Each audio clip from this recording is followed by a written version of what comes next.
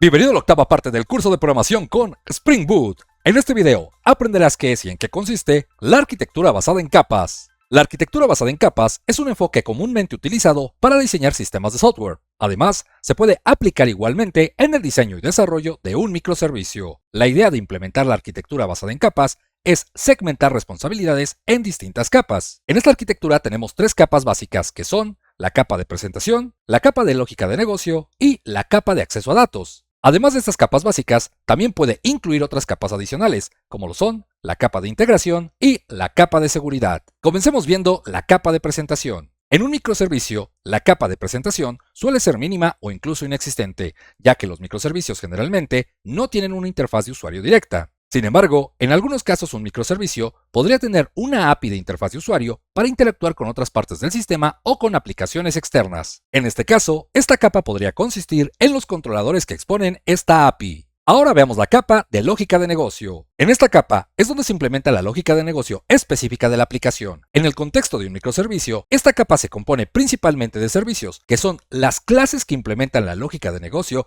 específica del servicio y proporcionan una interfaz para interactuar con ella. Esto significa que los servicios son responsables de implementar las reglas de negocio, realizar cálculos, validar datos y coordinar las operaciones necesarias para cumplir con los requisitos del negocio. Antes de continuar, vamos a hacer énfasis en el término lógica de negocio, y es que en ocasiones no se nos explica y por ende es un término que se nos complica comprender. Así es que la lógica de negocio se refiere a las reglas y procesos que definen cómo opera una aplicación o sistema en términos de la manipulación y procesamiento de los datos.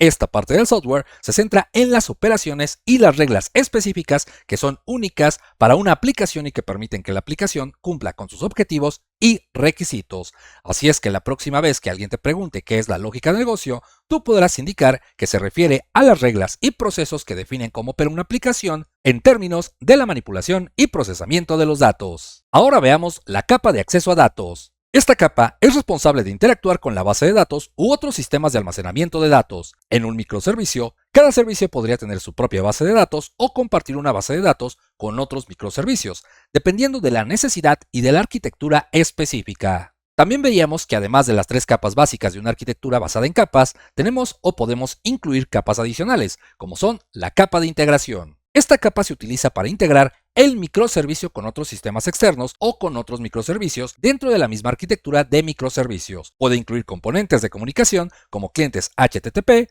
clientes de servicio web, colas de mensajes, etc. Y finalmente veamos la capa de seguridad. Esta capa se encarga de implementar medidas de seguridad como la autenticación y la autorización para proteger el microservicio contra accesos no autorizados. Puede incluir componentes como filtros de seguridad, tokens de acceso, etc. Veamos un ejemplo para comprender de manera correcta en qué consiste y cómo se estructura una arquitectura basada en capas. De acuerdo a lo que nos acaban de explicar, nosotros tenemos tres capas básicas que son la capa de presentación, la capa de lógica de negocio y la capa de acceso a datos. Además, podemos incluir capas adicionales, como son la capa de integración y la capa de seguridad. Comencemos viendo la capa de presentación. Esta capa consiste en los controladores que exponen a nuestra API, es decir, los controladores que vimos en las prácticas anteriores, mismos que se encuentran dentro del paquete controllers y que son los responsables de atender las solicitudes y generar una respuesta al usuario de nuestro sistema.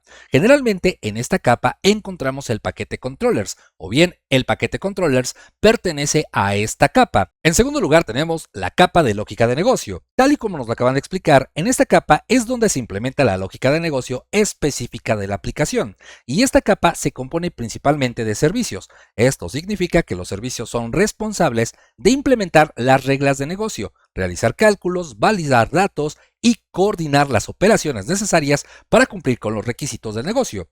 En esta capa generalmente encontramos los paquetes Domain, Exceptions y Service. Es decir, cuando nosotros veamos cualquiera de estos tres paquetes que son Domain, Exceptions o Service, hace referencia a que pertenecen a la capa de lógica de negocio. En tercer lugar tenemos lo que es la capa de acceso a datos.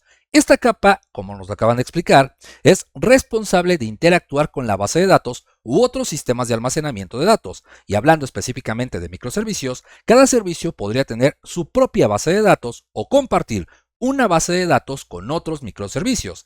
En esta capa generalmente encontramos los paquetes persistence y entities. Es decir, cuando veamos los paquetes persistence o entities, bueno, sabemos que pertenecen a la capa de acceso a datos. Y finalmente, como nos explicaron, podemos encontrarnos con capas adicionales, como son la capa de integración, que tal cual nos lo explicaron, se utiliza para integrar el microservicio con otros sistemas externos o con otros microservicios dentro de la misma arquitectura de microservicios. En esta capa también generalmente encontramos el paquete configurations, pero todo depende del tipo de configuraciones que contenga. Esto es muy relevante. Cuando nosotros veamos un paquete que se llame configurations, bueno, podemos decir que puede pertenecer a la capa de integración, pero todo depende del tipo de configuraciones. Y esto te lo explico porque también tenemos la última capa, que es la capa de seguridad. Tal cual nos lo explicaron, esta capa es la que se encarga de implementar medidas de seguridad como la autenticación y la autorización para proteger el microservicio contra accesos no autorizados.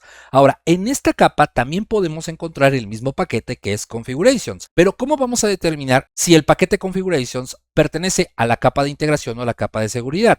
Bueno, si en el paquete configurations encontramos configuraciones muy específicas, porque hablábamos de que todo depende de las configuraciones que contenga, bueno, pertenece a la capa de integración, pero también si incluye configuraciones de seguridad específicas, entonces pertenece a la capa de seguridad. Aunque te voy a ser honesto, el paquete configurations puede en ocasiones contener tanto configuraciones que pertenecen a la capa de integración y por supuesto configuraciones que pertenecen a la capa de seguridad. Pero, ¿por qué te explico todo esto? Bueno, esto se debe a que en este curso nos vamos a centrar en desarrollar un microservicio paso a paso lo más parecido al mundo real, el cual estará diseñado con una arquitectura basada en capas. Entonces, en este caso, era importante que aprendiéramos la arquitectura de microservicios para comprender de manera correcta qué es un microservicio. Y después, en este video, comprender de manera correcta qué es y en qué consiste la arquitectura basada en capas, pues nuestro microservicio estará diseñado y basado con esta arquitectura. Y por supuesto, todos los paquetes y toda esta estructura que te acabo de mencionar, la vamos a ver durante el desarrollo de este curso, pero de manera práctica. En resumen, la arquitectura basada en capas aplicada a un microservicio sigue los mismos principios que en otros sistemas, pero con una mayor modularidad y desacoplamiento entre los componentes, lo que facilita la escalabilidad y el mantenimiento del sistema en un entorno distribuido y orientado a microservicios. Y bueno, por mi parte es todo. Si te gustó este video no olvides compartirlo, darle me gusta y por supuesto te invito a suscribirte a mi canal, ya que eso me ayudaría a seguir creciendo bastante. Yo soy Ernesto y nos vemos en la siguiente edición. ¡Hasta pronto!